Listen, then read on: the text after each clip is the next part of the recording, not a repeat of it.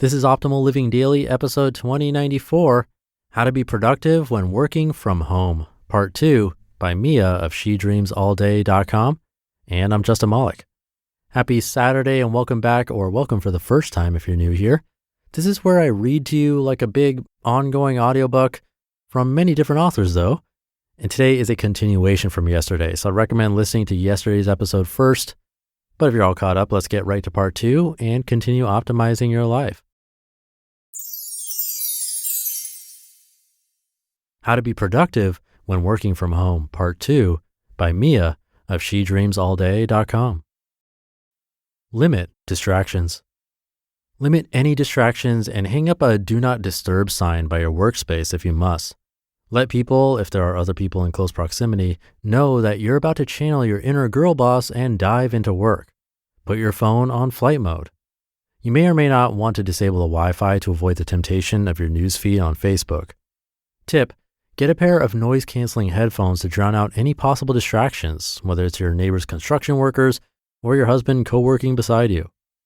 Set the mood. This is my favorite tip and something I never miss during my work days at home. Go out of your way to make the atmosphere cozy. Put on your favorite playlist on Spotify, light a few candles, and clean the space around you. Pretend you're at your favorite cafe. What's the mood like there? Try and bring the same atmosphere to your home office. You can have a coffee shop ambiance video on repeat in the background as you work.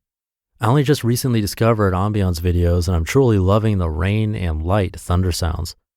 I know I cannot possibly get any productive work done if there's a mess around me, bad lighting, no music, or if I don't have my go-to coffee cup by my side. Do what you can to up the coziness factor of your new home office. Have clear boundaries. When you're working from home, you need to be very intentional about your time and set clear boundaries for when you work and when you don't. Designate a start and end time for your work hours. For example, I start working at 9 a.m. I get off work at 5 p.m. I've decided this ahead of time so there's no question about when I stop working. It's easy to blend your personal time with your work time when you're working from home by, for example, doing the dishes while you're on a call because they're right there in front of you.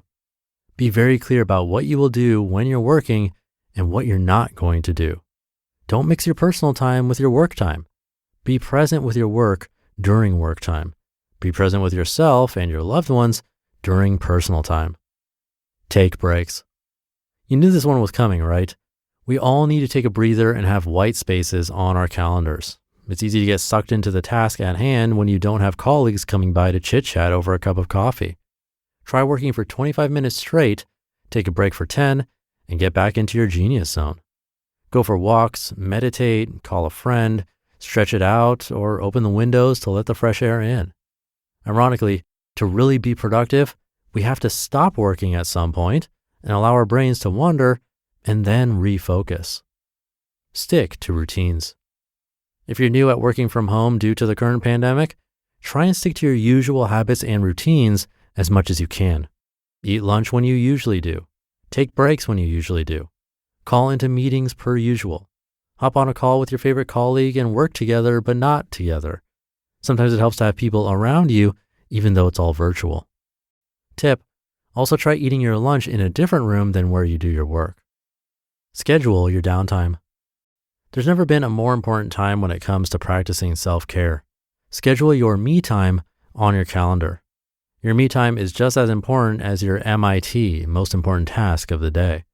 If you schedule downtime, you can enjoy it more and you don't have to feel like you should be working instead.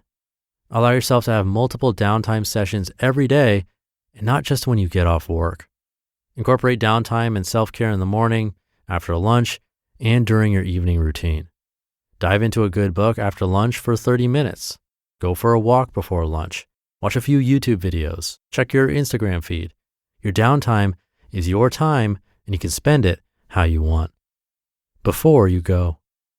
It is possible to work from home and be productive while staying sane. You just need to plan ahead and be mindful of how you spend your time.